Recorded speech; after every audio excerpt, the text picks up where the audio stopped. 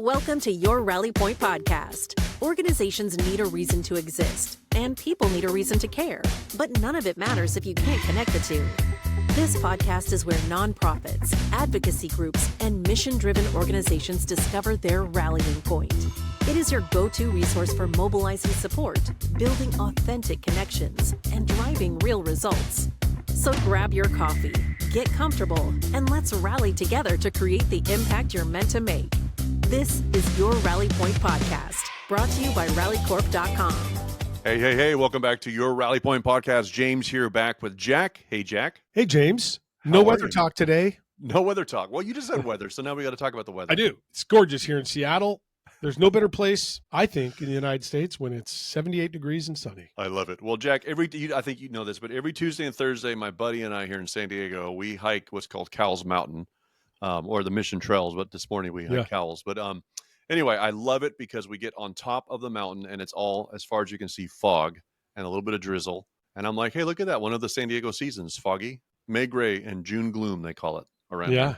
Yeah. Really? So that's like a thing. It burns off by 11 or so, but right now, gray, a little overcast. But I got to see it at the top of the mountain, and it's pretty up there. Yeah, nice. And that's an epic Thursday for you. I always remember you get up at the crack of dawn. Yeah, I love it. Yeah, this morning it was 4 something. I like it early. The earlier, the better. Quiet house, kids are still asleep. I get stuff done. But Jack, we could talk about this maybe on another episode, but I think digital disciplines are key. So I have started a ritual of keeping my phone away from me for at least the first hour. I try not to just go straight. I would just go straight to it and start that dopamine hit early. Sure. And then I would look down and it was 6 a.m. and I'm like, I've done nothing. I love the term. Yeah, digital discipline. Yeah. I don't, these devices have just become part of our DNA almost. Yep. And I flit around on it because we all get text messages, right? Because we look at and answer text messages every hour. But I tend to just stay out of other things on that device because it just keeps my mind focused, right? Well, I saw something online the other day. My daughter sent me a link to it. She goes, Dad, I may want this for my birthday, but it's called the brick. And I guess it bricks your phone, makes it completely useless until you tap the device again, and you keep that device in a different location, like your house, or you leave it, when you're going to work. Anyway, it's just interesting. But it was just reminding me of the story when my wife and I were first married. As you remember, we married super young, I think 20, 21. But we wanted to buy a house early in our marriage. So we decided, and this was back when credit cards was kind of get your first little credit card, right? And we were pretty disciplined on it, but we decided we would freeze that credit card in a big coffee can, so that if we needed to use it, we'd have to thaw it out. And that gives you just enough time. And you can't put it in the microwave because it's a metal Maxwell House coffee can, right? Nice. So I'm like, okay, well, we have to think about using it while it thaws. And that actually worked. We were able to buy our house in our early 20s and curb our consumer spending. And I thought, well, I wonder if I could freeze my phone. You think that would work? They need to make a freezable one. They need... or some sort of, with all these AI tools and all this fancy stuff, you should have, like, if you're an athletic person, it's not going to unlock your phone until you do a mile. Yeah. Well, I'm the kind of guy, Jack. Well, I can go months without, really sugary stuff. I don't really care for sugar. But if you buy a thing of Oreos and put on the kitchen counter, I'll eat 2 sleeves like in the same morning. Oh yeah. Like, before breakfast. So with milk. If I see it, I'm all about it. If I can keep it out of sight, out of mind, I just don't, like it. So for me, the phone just needs to stay in the car. If I have to walk outside in the morning to get the phone, I'm like, that sucks. Yeah. Anyway, fun. Well, speaking of phones, let's talk about communications. And a lot of people see, of course, when we talk about mobile, they go right to text messaging because that's a lot of times what they hear, But we've talked about mobile messaging. We've talked about email. We've talked about video, NFC, which is the tap to donate that we offer, where you can tap this neat little, I'll hold it up here, but this neat little device. I've been sending these to customers, actually. It's kind of fun. I just ordered a whole stack of them. And Rally Tap. Rally Tap, yep. And I just I got a book for a couple of our customers, so I've been dropping a book, a thank you note, and this little thing just to see if they appreciate it. I've got some great feedback. People like, and here's what people like about it, Jack. And so this inspired me to kind of go on a hunt for other things that we can send our customers, and that is it moves it out of the theoretical, and into the practical, like tactile. I can hold the thing, right? So if you think about the phone, what makes it so flippin' addictive is that scrolling. They have mastered the art at giving us information and as soon as we start to slow the scroll on boat, that for some reason lately in Facebook, I've been getting videos of boat, loading dock failures, like boats going into the water wrong. Miami. Yep. Yeah. All that stuff. Maybe it is Miami. I actually saw that. Blackwater Marina. Yeah. I get them too, James. See, there you go. I'm like, why did I start getting this? Like, I have no idea. Hey, it's us. It might be something you and I said, but that's Sure. so funny. So, but if I start to slow down that, or if after a few of those I turn it off, which sometimes I do, then the next time I log in, it's a different thing in my feed. So they've mastered the art of serving content in quick succession with rapid fire, like boom, boom, boom, so that you feel like you're accomplishing something with your thumb. Mm-hmm. It is incredible. It's addictive. It is. It's that dopamine. It's action and result, result, right? Yep. And we feed off that. We could go on and on with examples like this, but video games for young kids and old. I got hooked into the video game craze when Xbox first came out, and I was on it all the time. And it's the action and the challenge and the resulting like dopamine or resulting finishing feeling of like a finish or a success, right? And that's we talk about if you've ever tapped one of these rally buttons, or if you've ever gone to the supermarket and forgot your wallet and you turned the NFC tap, the near field communications active on your device, and you tap it on a screen, it is amazing. Like do it. Like it's really cool. You just pay right with your phone, and you're like, hey, that was pretty. I don't even need a wallet anymore. And action and result, right? Action and result, and FOMO, fear of missing out. Because if I stop the sprint of the swipe with the finger, like going sliding up, if I stop that, I might miss the best video I've ever seen in the rest of my life. I may complete my life, Jack. My life might have meaning finally. I'm full now. If I'm full, I've come to the end of the internets, and if I could just see that next boat loading dock thing in Miami, whatever it is. So if I could just see one more brand new Toyota pickup go into the water, then my life will be complete. I'm complete. At least for the next 10 minutes. 10 seconds. That's right. So I got to do it again. I mean, but really, that we jump. Yeah. We're a society now that jumps to the feels, right? We do, and we do this, and look, I got something out of that, and this, and the rally tap button, and like you remember COVID? We all do. When we'd sit down at a restaurant, we're starving, and there's no menus because menus were dirty or whatever, right? Yep. I get it, and there was this little QR code on the table.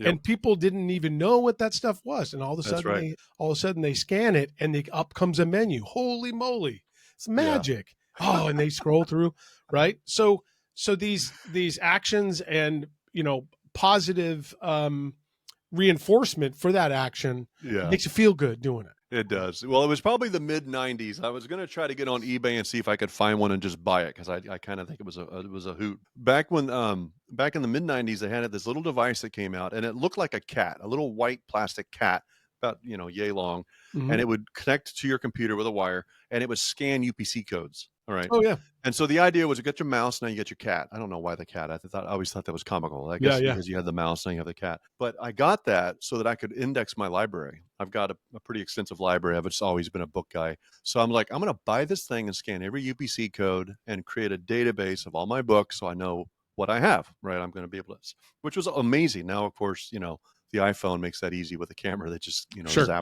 zap the U. But back in the device, we had to have a separate device for that thing and use this little mouse. And you could go and anything with UPC, it would scan it and then it would pull it up in this gross little interface and tell you all about it. Skew, all that stuff, right? Yeah, anyway, so we've long had these devices that were like detached, like separate devices. We had the device for this, a device for that. And now with the phone, it brings it all together in this neat, sexy little package. It fits right inside your pocket. And you can, and it's just brilliant. Yeah. But what that has taught me, Jack, so this is the way my brain works. When I see things and I reflect on technology like QR codes, the little cat you see, I think it's UPC, right? A little scanner on the book, SBN scanner, anyway, whatever those little codes are. My dad, back when I was growing up, I remember another little story here. He joined this marketing multi-level marketing gimmicky thing where he was supposed to like carry this device around in the grocery store as we bought groceries, and if he picked it up and evaluated, he was supposed to scan it and then like give it it's like the shopper. Oh yeah, thing. shopper. Yeah. And then he would get like this. He would get like this check in the mail for doing that kind of stuff. It was totally. And then we had this device on our TV where it would report what we're watching for how long. We were always Nielsen. Yeah. The Nielsen, the little Nielsen Nielsen box. box. Anyway, but my dad would figure out like, hey, we could get a Nielsen box and that would pay for cable. Hey, love it. What'd you do when you're poor? Anyway, so it's great. So but we take it for granted. So I see this stuff, the analytics, the measurements, the scanners, the tap. I can't just, you and I are the same way. We can't just pay for gas and not drive away and think, I wonder how a nonprofit could use that. I wonder if if we could lower the barrier and create this dopamine. Like, what can we do in a healthy and wholesome way? Because people are going to take out their phone and do something during your gala. Right. Whether you like it or not, they're going to be on their phone. The question: are they consuming your content? Are they interacting with your material, or are they doing something with boats out of Miami? Like, what are they doing? Right. So we want to control that not control, but we want to influence and then impact that experience. Mm-hmm. And so what I've enjoyed about these, and I'll get off my little soapbox here, but what I've enjoyed about these, Jack, is it takes it out of the theory. So our customers that sign up, and right now it's just available in the growth plan, but when customers sign up, I'll just ship them one of these. It's fun to see. And then I got this neat little thing I ordered on Etsy. Did you see this? Look at that. Yeah. Everybody scan it. It's printed on exactly. It's printed on canvas. It's a wood frame, and it's a QR code, 12 by 12. Nice. Sits on my bookshelf, and so I bought one of those for a customer in town that I really like because they have a lot of foot traffic through their facility, and I'm like, hey, let's put this up on the wall and see how many scans you get. Yeah, I mean, like, I think what does this thing do? I think that QR codes, by themselves, yep, can be kind of viral. They can, because it taps into the QR code. Now that we had COVID and people are more familiar with it from age perspective, like demographically, QR codes are pretty much in the vernacular now. Yeah. But I think there's a natural curiosity. It is. Excuse me. When I went to a conference one time, conferences, especially the kinds that I was going to, are very expensive. Mm-hmm. And to do anything, to advertise, whatever, it was always like really expensive. And I had this idea that I was going to print sticker QR codes for super cheap and just start sticking them everywhere. And like on the handrail of the escalator, so people would go up and they'd scan it, because people would 20 love that, seconds, to get your phone out and scan it. I thought that, so I would just paste them on that. I was going to paste them on the back of the bathroom doors. So when you sat down to do your business, you'd see it on the back. I had this whole viral thing because QR codes, to your example, actionable. Bring out a natural curiosity of what's hidden behind the code. What's exactly. really, what's this going to lead to? Now, of course, you can do some crazy stuff with QR codes, and I've seen that too. But in our case, in what you've done for the clients and customers, it's just another avenue, but also one that breeds curiosity and it's action and result. So for our clients and our customers that use Rally, they're doing an action, and it's really QR codes are the lowest barrier. I mean, we talk about text being low barrier. Well, QR codes combined with Rally, I mean, that moves people that are supporting your nonprofit action result. And I would imagine when people scan it, obviously you get notified that they have. Yep. So, exactly. Dopamine. Yeah. And we look at that because we get we get how many times it was scanned or clicked, and then of course texted. We get the phone number. But the idea here is like, what can we add into? What can we do? And here's another big takeaway with the mobiles is they're not inserting the ads in this feed and something you're not already about doing. They're meeting you where you are in the moment, and they're catching you in that slide, right? So they were brilliant in the fact that they thought about what would bring people together. And that's community, family, and belonging. This desire to not miss out and be part of something. So we create these tribes, right? These digital tribes. We gather and click around the digital, like if you would, fire pit, right? Right. Good word for it. So we come around the place where we all are because we care for one another. And then while we're there, checking on our friends and our family, and I've got nephews and nieces, I keep track of them. A lot of times to interact with them too. I just want to make sure I stay in their life, and I'm commenting on their stuff. So I just have and besides, if I don't log in, I'll forget about somebody's birthday if I'm not careful, right? Right. Yeah. So it's important dates, it's important people.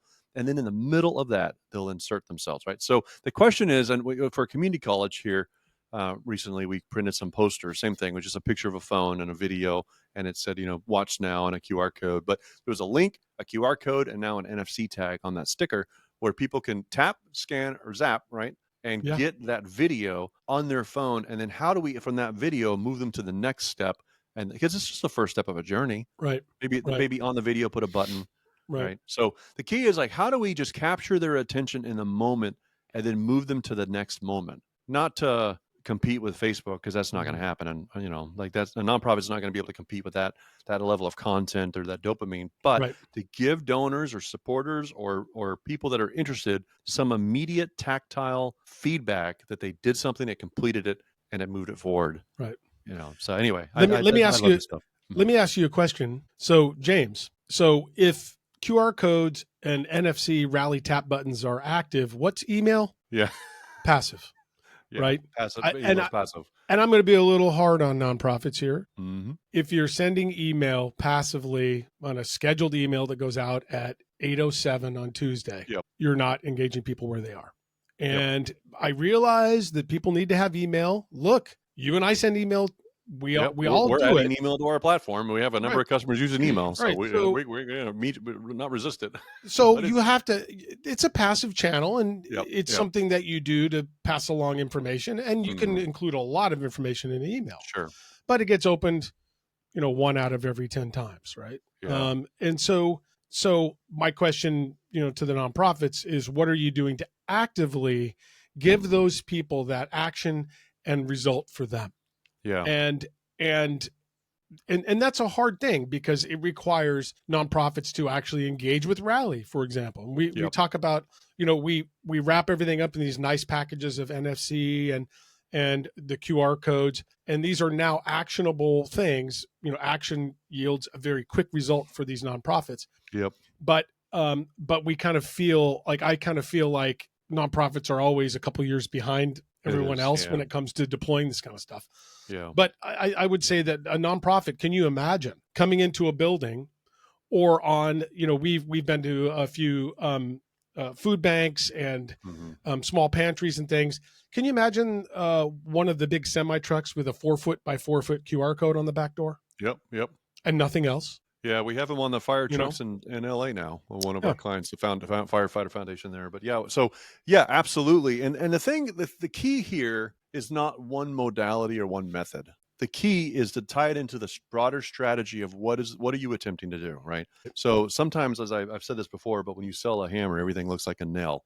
So I've got to resist the temptation to walk around and whacking stuff that should be tightened with a screwdriver. Where's a nail? Where's the nail? I need the next nail. So the first thing I do when I ask customers, like, what's your objective? And sometimes that's harder to answer. Like, I don't really know what my goal is, but I can tell you what my pain is. So here's the presenting problem, right? And like a good doctor, sometimes the presenting problem is not the biggest problem. Right? That could be a symptom of a bigger problem, right? So it's just discovery. Let's just have a conversation. That's why we do a 15-minute discovery call. Just walk me through what worked and what didn't in the last 6 months when it came to X, whatever X is, right? Whatever your donors, supporters, volunteers, food pantry, truck unloading, like whatever it is that you're trying to do. So what has worked and what has not worked well? Universally, Jack, the biggest thing that I think is absolutely the truth is people are being ignored. Like they just feel ignored. They feel like they spin their wheels. They do more and more, even with texting. It doesn't matter what the technology is. It can feel like you're alone and no one cares. That's the problem. That's the opportunity. So if I could flip that to say, okay, then what can we do to give multi-channel, multi-touch, multi-modes, multi-methods? Because it's not just text this to that. For a long time, that's all we offer, text this to that.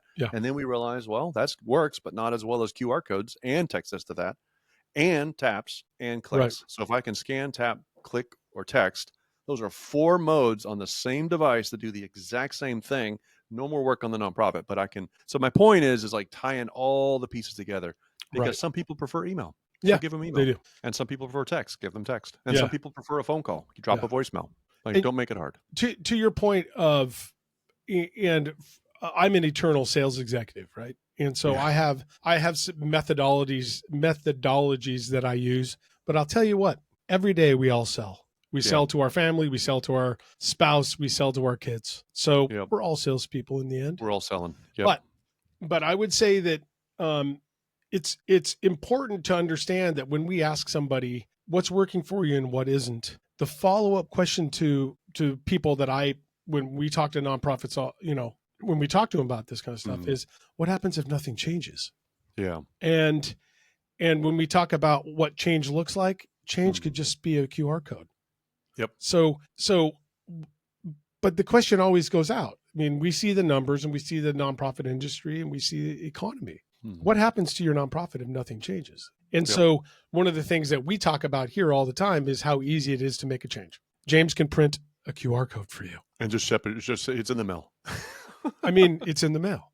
So change wasn't that hard, was it? No. But if you stay in the same spot and you just keep doing what you're going to do, I mean, and that's where I've had, and this is probably my public confession, right? But this is where I've had to change as a vendor, because I'm a technologist and a vendor, and to me, it's an easy thing. Like if I see technology, I get it. Oh yeah, I want to use it, and I'm not afraid to like, okay, 3 months later, that was probably a mistake, and I could learn something from that, right? So I'm ready, and that's as a startup, particularly a bootstrap startup, where you don't have big investors and big, pockets of venture capital. Like we're not giving our soul away, right? And we're not raising like tens of millions of dollars so I can blow 5 million and have a crappy product. Like the only way we will survive is if we have a really good product and a really good team to implement that product, right? So for as our culture has dictated that we be people first, which is our values, right? People, it's about the people, about the relationship, it's about results. But we added results potentially or specifically because we wanted to see people get results with our platform, because I don't want to have to argue with someone about mobile. I simply just want to present the data. But here's my confession. Sometimes I present the data and I argue the data and it's clear as all get out. Like we sent, 800,000 text messages in a couple weeks ago. And like, I know what worked and what didn't. So unless you plan to send 800,000 text messages in the next 2 weeks, you probably need to work with someone who has done that. But I have found, Jack, that if I explain that until I'm blue in the face, people do not care. Because now not that they don't care, they don't really get it, because the conversation is about data, analytics. Oh, that's not going to work for me. That just feels like work. And it's just long, drawn out vision, right? It's like, just, hey, in a month, you're going to see what happens. It's aspirational. Yeah, it's aspirational. Yeah. So, and I was working with someone the other day and they said, hey, point in the room to just, if you can point to the problem that you can solve for a customer in the next 14 days, what can you do for them immediately? Where can we create some dopamine of our own? Sure. And that got me thinking, like, wow, what can we do for our customers? So we have. Well, I mean, we revamped our onboarding process. Like, what can we do like now? Right. Not a month from now, not 6 months from now, but now. And you've reduced the risk. There's some other guarantees that Rally provides now. Yeah, money back guarantee, 90 days. Barriers down. Barriers Yep. down. Yep. Yeah. So that's what it was, because it's a classic. Well, we got to talk to the board, right? We get a long drawn out, and hey, you know what? I get it. Do that by all means. Make a good decision. No pressure, right? Do that.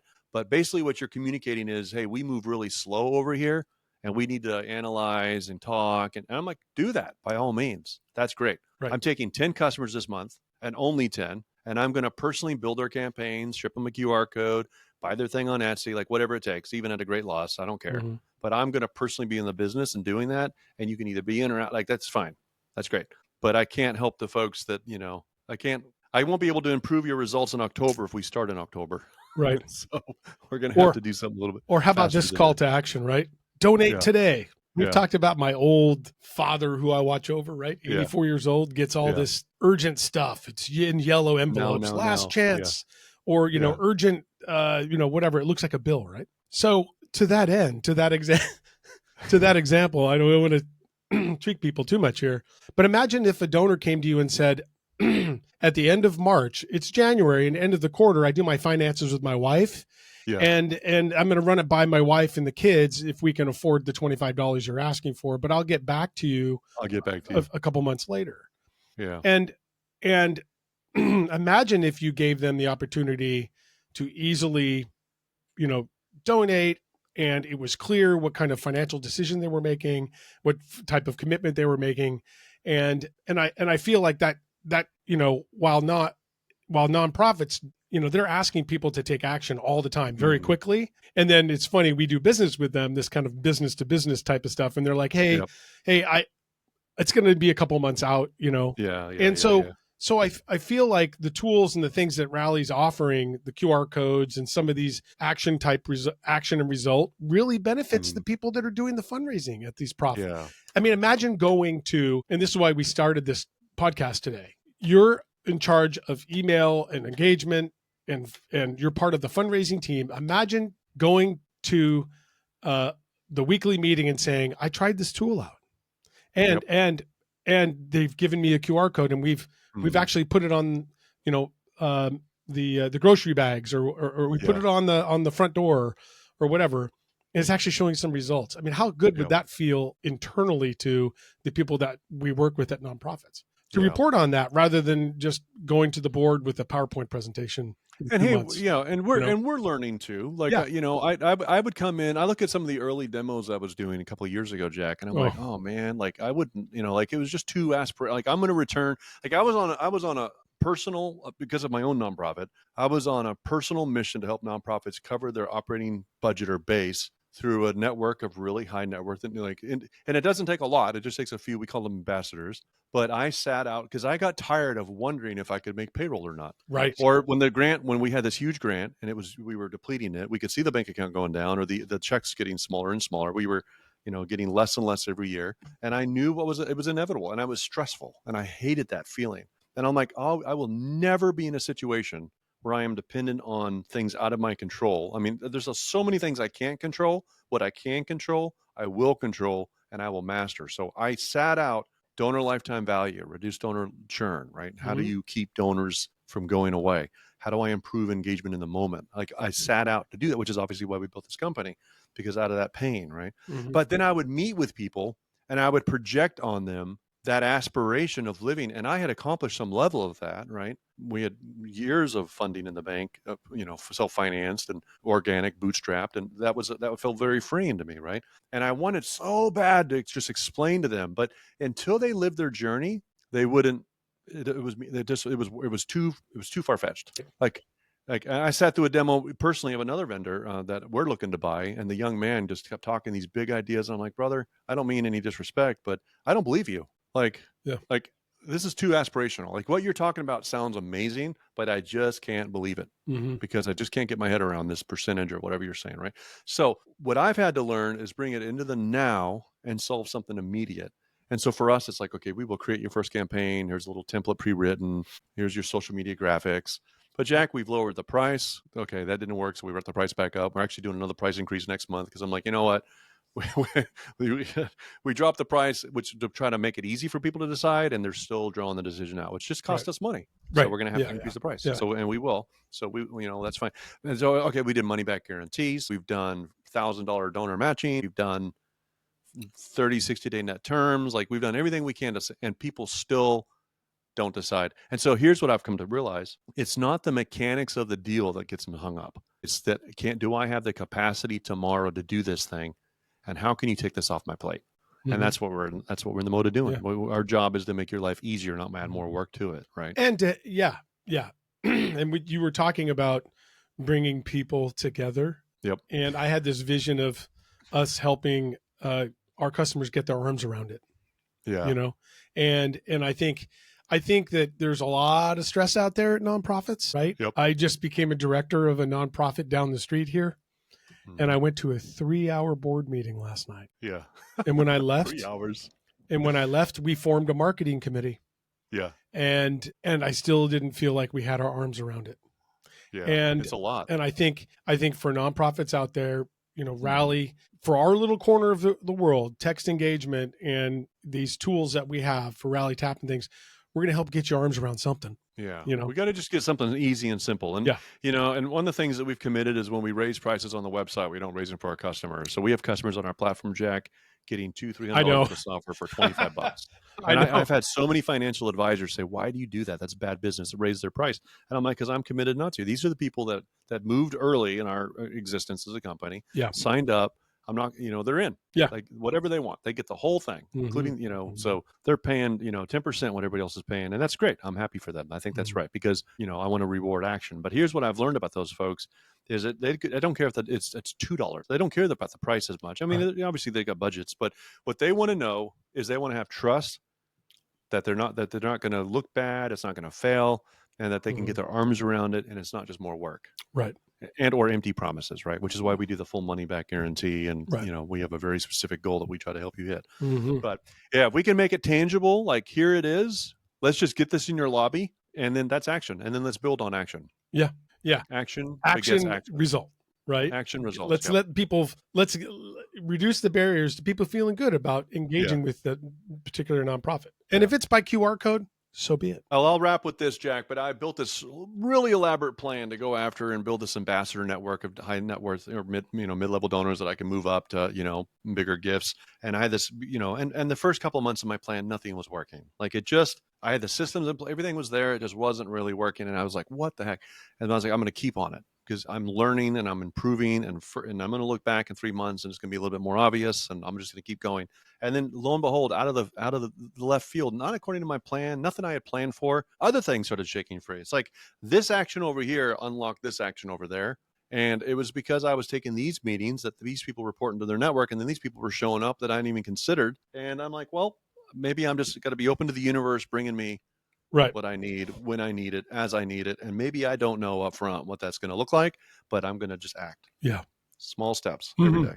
So it feels great, man. Yeah. I enjoy it. All right, Jack. Well, hey, that's a wrap for our session today. I think what I would invite folks to do is when they're looking at technology, they don't need more tools. It's not a tooling problem, right? You don't need another. It's not even a channel. I mean, there's an opportunity in the channel, but I don't even know that the channel is the only answer. Right. I think it's a question of what can we do now to bring a lot of what you've done in these silos, be it email, social, like what can we do to bring some level of like togetherness? Like how do we bring these channels into one cohesive strategy and work with a vendor that sees the totality of all channels like as one cohesive method and then let that unpack, right? Yeah. Oh yeah. And that's a lot of what we talk about around here. The rally point. Yes. Not just texting. That's right. Okay. Yeah, good. Perfect. Well said. All right. Well, text coach to 24365, swing by rallycorp.com, mash that button. Jack, it's always good to see you, man. Yeah, you too. We always have fun on these. We do. And I hope people know. I mean, they're walking uphill with a weight on their shoulder. It's a lot of work. Yeah. And getting people's attention. You're competing with a lot of distractions out there. So hats off to you. Keep it up. And let's make our own noise, shall we? Yes. All right, man. Good seeing you, buddy. You too. Thanks, James.